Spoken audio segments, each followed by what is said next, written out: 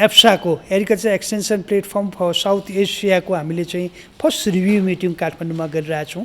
हाम्रो अथक प्रयासबाट निजी क्षेत्रहरूको र यसमा लाग्ने विज्ञहरूको अथक प्रयास र सम्बन्धित देशका चाहिँ सरकारी निकायहरूको सहयोगमा चाहिँ आजभन्दा 5 वर्षदेखि अगाडिदेखि सुरु गर्दाखेरि हामी लास्ट इयर मार्चको 8मा चाहिँ हामी चाहिँ यसलाई चाहिँ यसको अफिस चाहिँ हेड अफिस चाहिँ दिल्लीमा स्थापना गर्न सफल भएका थियौँ र यसलाई हामीले साउथ एसियाका सबै देशहरूमा चाहिँ हामी चाहिँ यसको च्याप्टर अफिसहरू खडा गर्ने भन्ने दृष्टिकोण गरिरहेछौँ र यसको लागि यसको खास मूलभूत उद्देश्य भनेको साउथ एसियन रिजनमा हाम्रा किसानहरूले भएका समस्याहरू चुनौतीहरू उस्तै खालका भएका हुनाले हाम्रो कृषि प्रसार प्रणाली हाम्रो एप्रोचहरू हामीले किसानकामा जाने मेथोलोजीहरू हामीले दिने टुल्सहरू एकै किसिमको हुनु पर्यो र एउटा देशमा अलिकति चाहिँ कुनै चाहिँ एप्रोचहरू राम्रो किसिमले आइसकेको छ भने त्यसलाई चाहिँ अरू देशमा किन नलाने भन्ने दृष्टिकोणमा चाहिँ एउटा समान धारणा तयार गर्नको लागि चाहिँ यो एउटा जल्दो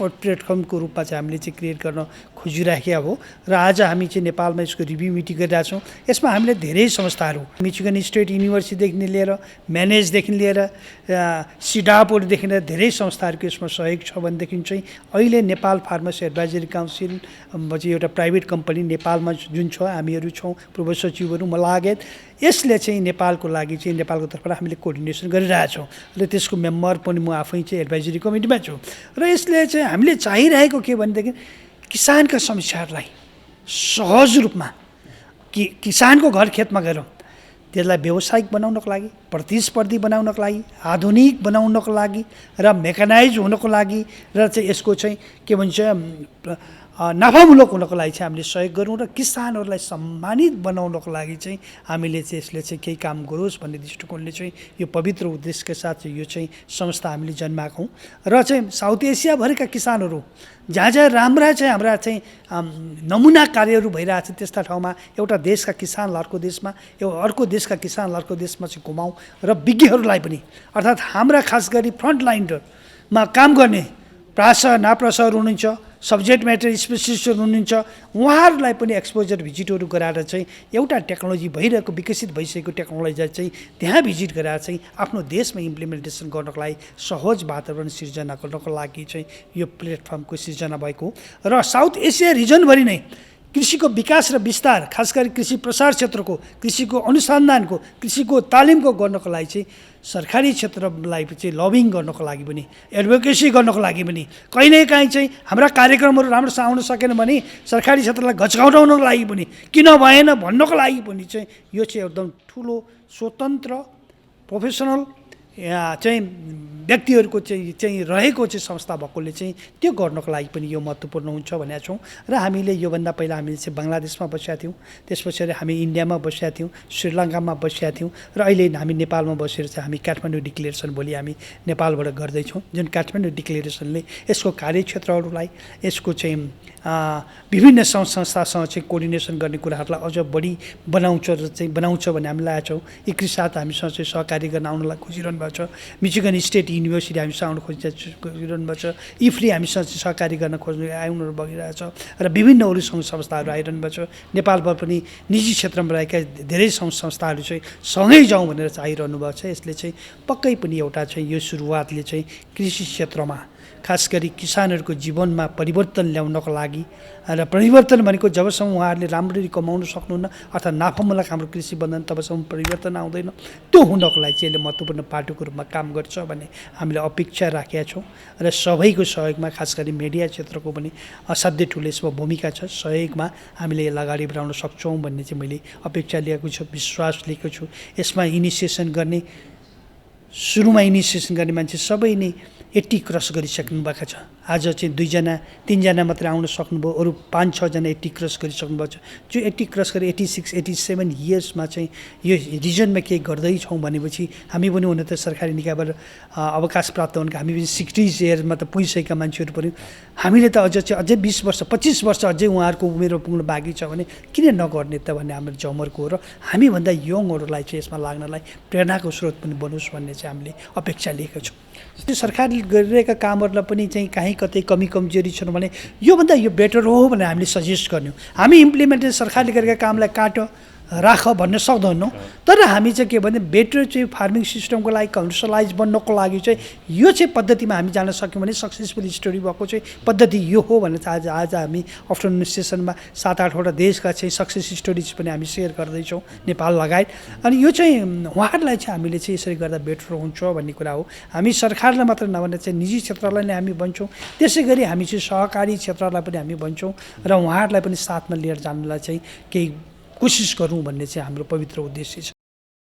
Animal and plant pests and diseases, a lot of these zoonotic diseases have pandemic threat, and especially when you think about South Asia, which is home to the Hindu Kush Himalaya region, very vulnerable not only to the impacts of climate change, but also to natural disasters.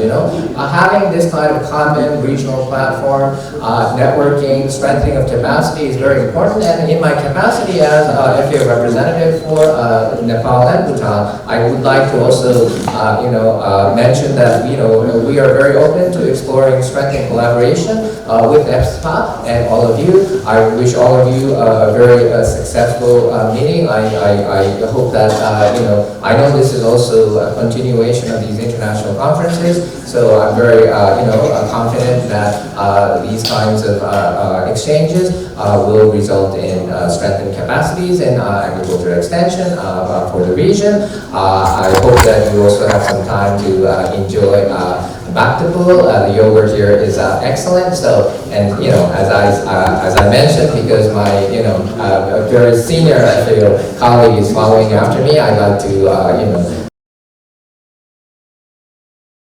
State has at least one land grant university.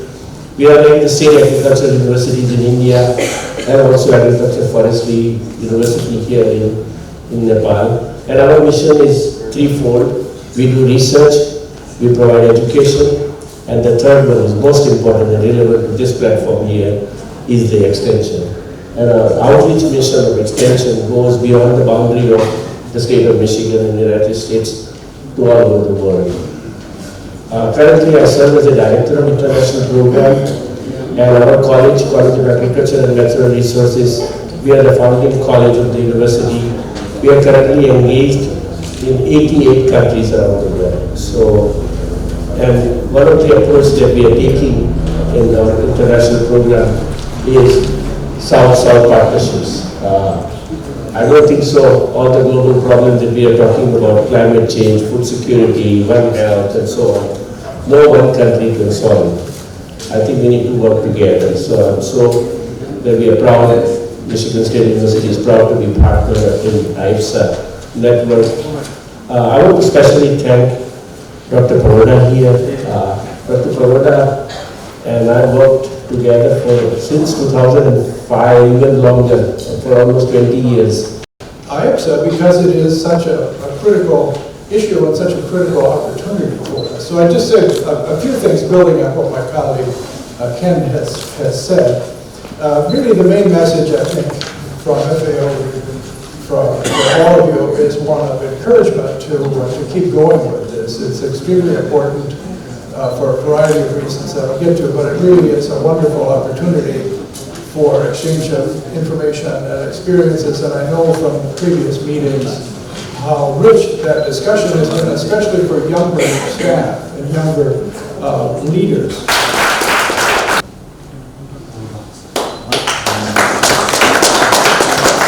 In terms of activities, is very proactive, number one. Number two, whatever statement he makes in the meeting, number one, article, or if he asks you something, that will always have a purpose for benefit of the farmer, benefit of the country. And when he told me yesterday that we will come here, I thought the purpose is there and the vision is there, and I do realize that since I come here yesterday, lots of things are there.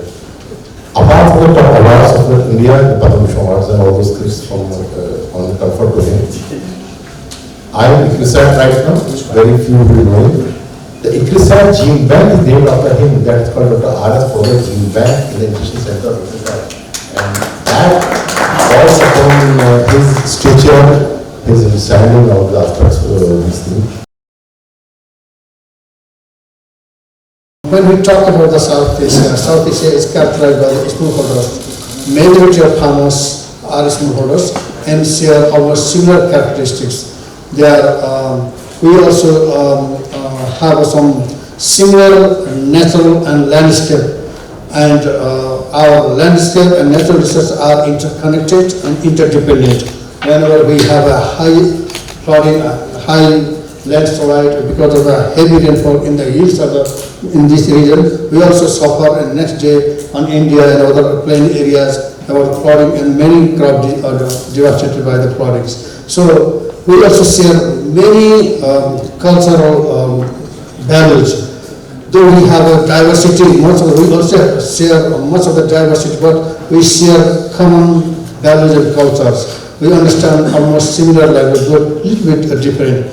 So in this context, so farmers, when we talk about the smallholder farmers, the farmers are mostly smallholders and share almost similar type of the challenges and problems in the region. The farmers in the hills almost share a similar type of problems and opportunities, while the farmers in the plain area also have another type of problems and opportunities, and they have interconnected through their rituals. Even though the government and other inter-government organizations, they are working closely, very closely on the welfare of the farmers, but farmers also, they are working at their own. So this type of institution can bring all the government, inter-government organizations, CGRS system, and the private sectors and the farmers organized differently in a common platform that can bring all these in a single platform and make better connectivity among the farmers. The research solutions developed by the scientists are also similar, and one solution developed in one corner of this is able to resolve the problem of another corner of the farmers, and the farmers, they are sharing their knowledge, technology, and other things accordingly. Other countries in South Asia share common border, and where technology passes very frequently and in a formal and informal, both in the formal and informal way. In this type of situation, this proposed type of common platform that will be making all the stakeholders, all the scientists, all the academicians, all the farmers, producers, and consumers in a single platform that can work for the sustainability. And we do have sometimes the farmers, they are experiencing different challenges, and they are not quite aware of how to utilize those type of the technology, how to resolve those, in this type of the dilemma, this type of the institutions can better accumulate the information, can better accumulate the solutions and develop in a common platform and disseminate accordingly with different institutions. Because the beauty of this institution is also that this can have we have already a very good people from the experienced scientists and academicians and bureaucrats from the different government organizations, and also we have a very good connectivity with the international organizations and also the producers organizations. We can bring all the stakeholders together and can have some straightforward solution on behalf of for the welfare of the farmers. Some of the issues, like one solution is was for the majority of the farmers.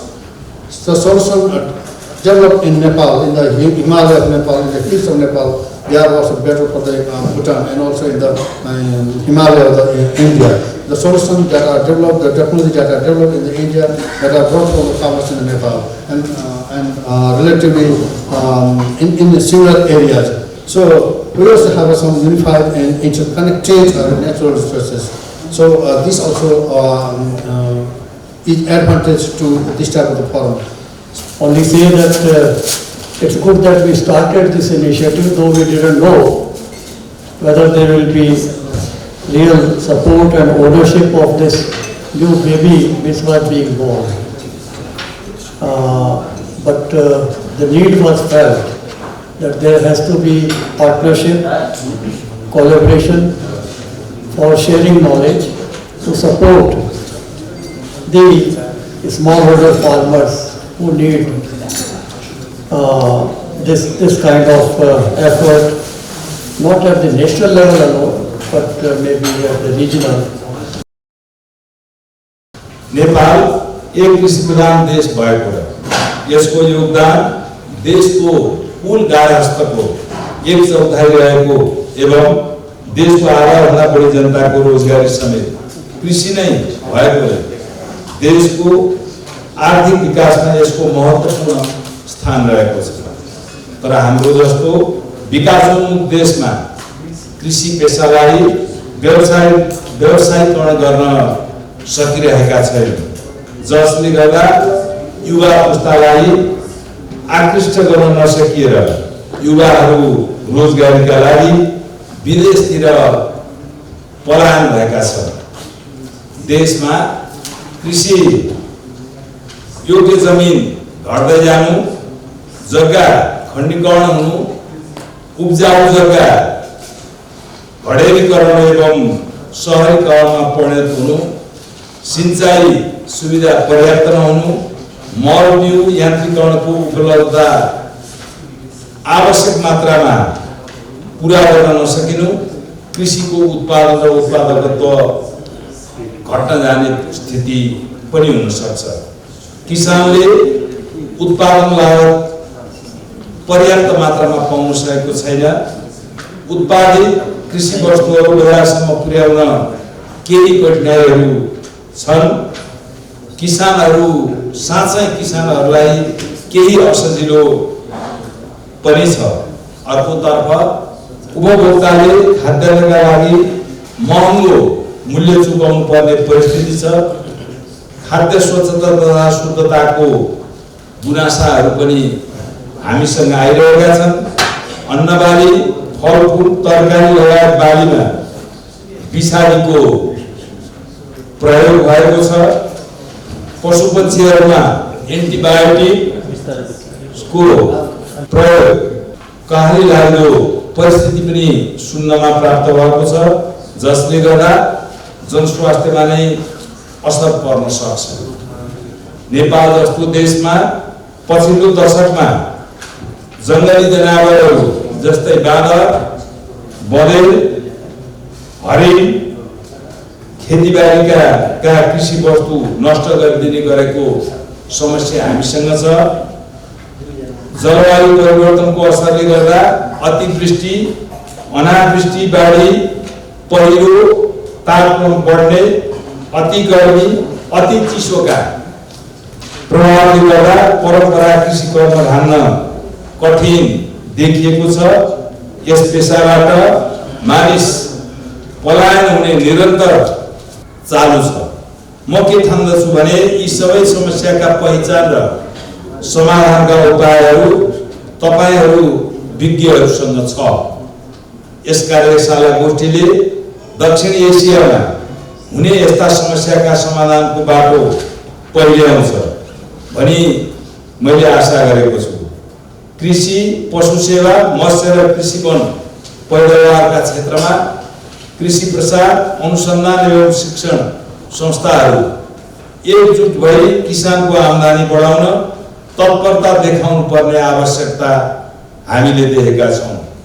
कृषि प्रसारका विभिन्न विधिहरू जस्तै प्रसार सेवा, कृषक सम्बन्ध संस्थाहरू, कृषक समूह, समिति, सहकारी, फार्मर्स, फिल्ड स्कुल, तालिम, क्षमता विकास जस्ता अनेक प्रक्रिया वा विधि अपनाइए पनि यसभन्दा एक कदम अगाडि बढेर कृषिमा डिजिटलाइजेसन हुनु जरुरी छ।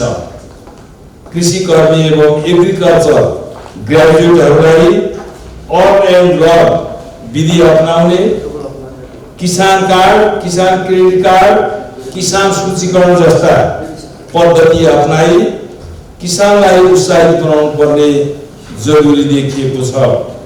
हाम्रो अनुभवमा किसानलाई प्रदान गर्ने अनुदानभन्दा उत्पादन र बजारीकरणमा आधारित अनुदान र सफ्ट लोन प्रदान गरेमा दिगो र लाभप्रद देखिनेछ।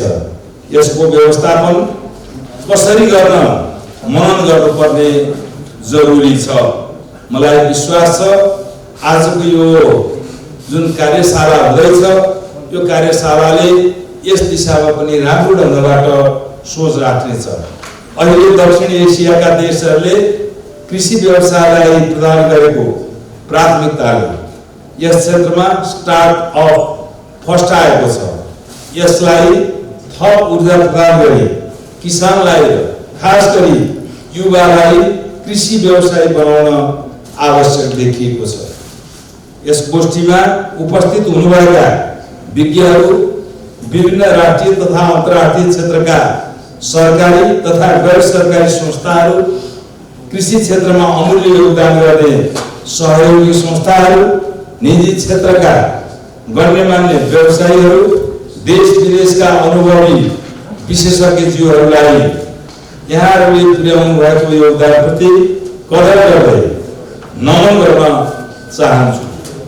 हामी सबै अल्मलिएर होइन, एकजुट भएर कृषि कर्मलाई रूपान्तरण गर्न लागेमा यो पेशा सम्मानित हुनुका साथै मिलेनियम डेभलपमेन्ट गोल र सस्टेनेबल डेभलपमेन्ट गोलले लिएका लक्ष्यहरू पूरा गर्नुका साथै कृषिलाई व्यावसायीकरण, औद्योगिकरण, यान्त्रिकरण, आधुनिकीकरण गर्न सक्दछौँ। नेपाललाई 3 तहका सरकार, संघीय, प्रदेश र स्थानीय तहका 3 तहका सरकारलाई आवश्यक पर्ने कृषि प्रसारका मोड्यो यस गोष्ठीबाट सिफारिस गरियोस्। विशेष मेरो यसप्रति ठुलो चाहना छ। यो गोष्ठी अत्यन्त सौहार्दपूर्ण वातावरणमा सम्पन्न होस्, मेरो शुभकामना व्यक्त गर्दछु। यस संस्थागत प्लेटफर्मलाई फस्टाउन नेपाल सरकारबाट गर्न सकिने हरेक किसिमका सहयोगहरू सरकारको तर्फबाट सहयोग रहनेछ। एप्सालाई स्थापना गर्न चाहिने आवश्यक सहयोग गर्नका लागि पनि यहाँहरूका बीचमा प्रतिबद्धता व्यक्त गर्दछु। अन्तर्राष्ट्रिय स्तरका यस किसिमका कार्यक्रमहरूका लागि नेपाल सदैव आकर्षक र सहज स्थानको रूपमा छनौट हुने अपेक्षा समेत मैले गरेको छु। अन्त्यमा यहाँहरू सबैको नेपाल बसाई अत्यन्त सुखद रहोस्। यस्तो भव्य र सभ्य आयोजना गर्नुभएको अन्तर्राष्ट्रिय गोष्ठीका लागि एवं मलाई समेत आमन्त्रण गर्नुभएकोले आयोजक मित्रहरू, विशेष गरी एस्पाका संयोजक डाक्टर आर.एस. परोडा र नेपाल फार्मर्स एडभाइजरी काउन्सिलका अध्यक्ष डाक्टर योगेन्द्र कुमार कार्की लगायत यहाँ उपस्थित रहनुभएका सम्पूर्ण महानुभावहरू एवं उहाँहरूको टिमलाई धेरै धेरै धन्यवाद दिन चाहन्छु।